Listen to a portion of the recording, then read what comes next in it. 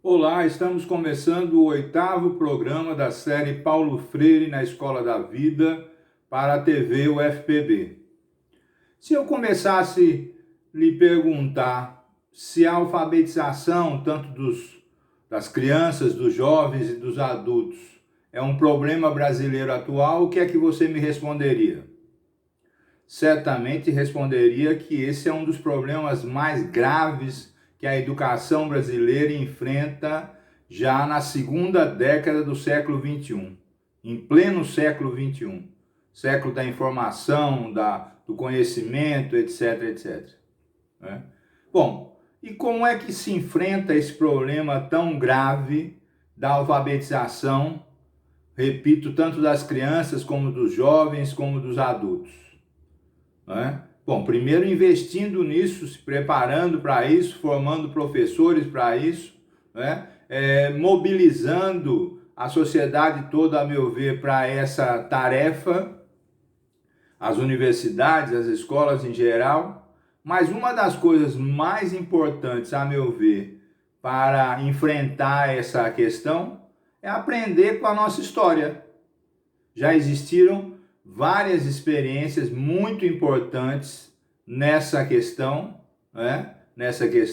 especialmente no começo dos anos 60, por meio das ideias desenvolvidas pelo Paulo Freire e por outros tantos professores da Universidade do Recife, particularmente do Serviço de Extensão Cultural da Universidade do Recife, que durante um tempo se dedicaram a isso.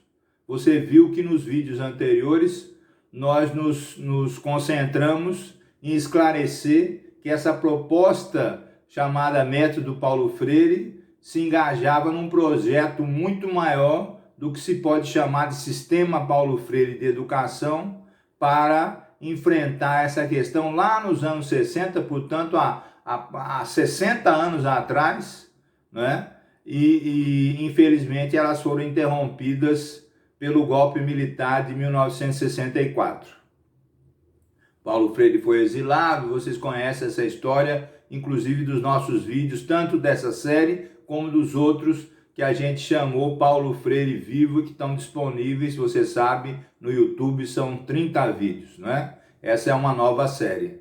Mas, então, a gente tem que aprender sempre com a história, no mínimo para não repetir os erros que foram feitos, e, por um outro lado, aproveitar as experiências exitosas que foram levadas a cabo, especialmente agora nos dedicando nos primeiros anos 60, do século passado.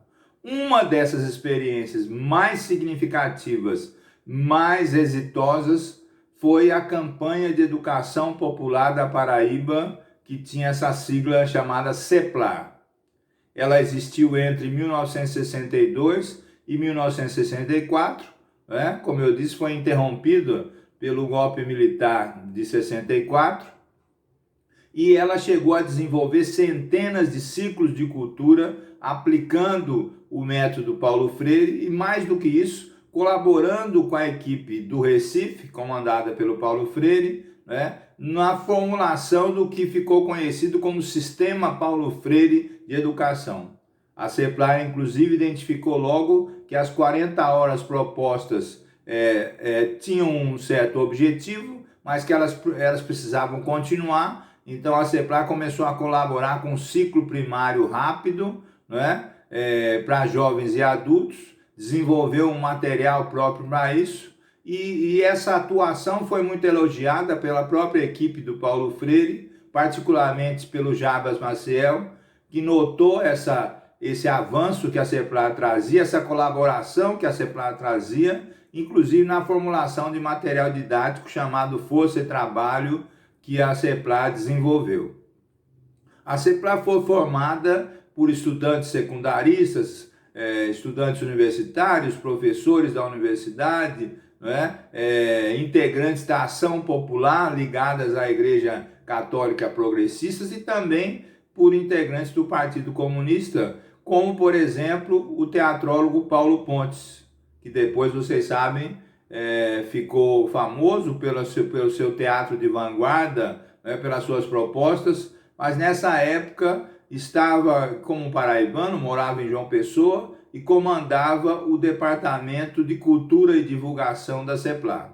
Você sabe que esses movimentos do início dos anos 60 ligavam muito à questão da alfabetização de jovens e adultos, apesar de não se chamar assim, chamava alfabetização de adultos, com as questões da cultura, especialmente da cultura popular. Isso é muito importante da gente notar, muito importante da gente avaliar, inclusive pensando nisso, ou seja, se é importante, se esse problema está longe de ser resolvido, e é importante que ele seja, inclusive porque ele é a base de um sistema escolar mais avançado, vamos dizer assim, é uma primeira etapa de um sistema escolar mais contínuo, etc. Então, a gente tem que pensar na história, entender a história, ver como é que ela foi feita, aproveitar as coisas positivas que aconteceram.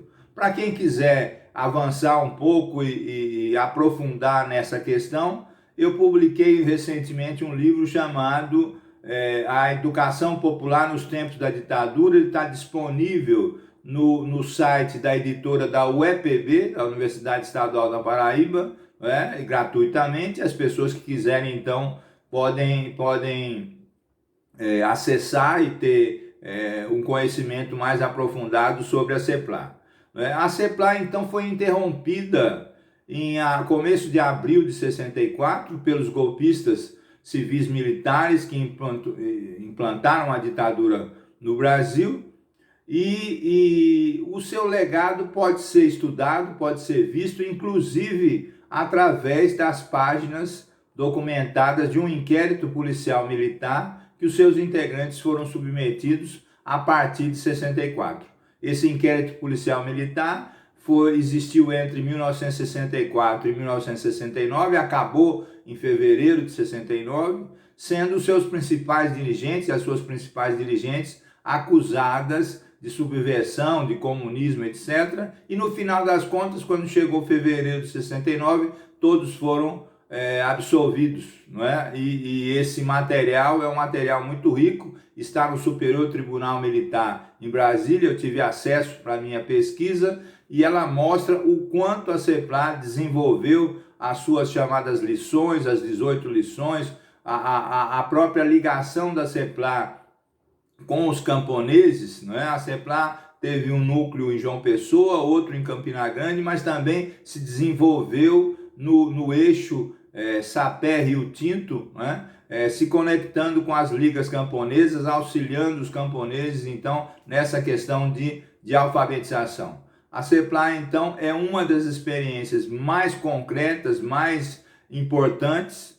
Na meu ver, não ganhou ainda a relevância que deveria ter ganho. Outras experiências ganharam essa relevância, mas a CEPLAG foi muito importante e o seu desenvolvimento pode ser notado como grande colaboradora, vamos dizer assim, do sistema Paulo Freire de educação, e por implantar algumas coisas a mais de reflexão, de raciocínio, de avanços que foram inclusive incorporados pela equipe do Paulo Freire.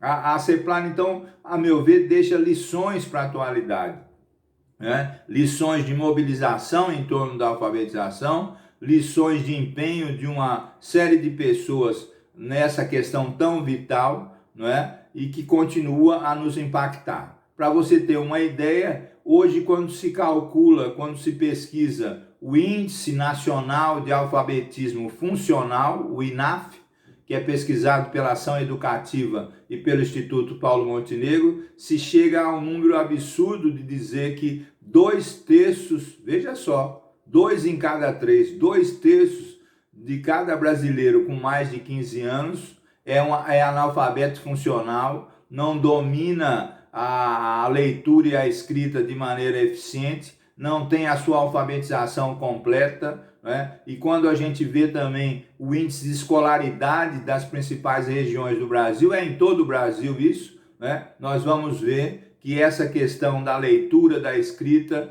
deixa muito a desejar e continua sendo um dos nossos problemas. Reflexões como essa, campanhas como a CEPLAI e outras campanhas, de pé no chão também se aprende a ler, o movimento de cultura popular de Pernambuco, vários outros movimentos, nos ensinam a prioridade dessa questão. Isso foi lá nos anos 60, mas pode valer nas suas positividades para a nossa atualidade. Eu deixo então um convite a você estudar cada vez mais isso, porque isso é muito importante, e também um convite para continuar a nos acompanhar nos próximos vídeos.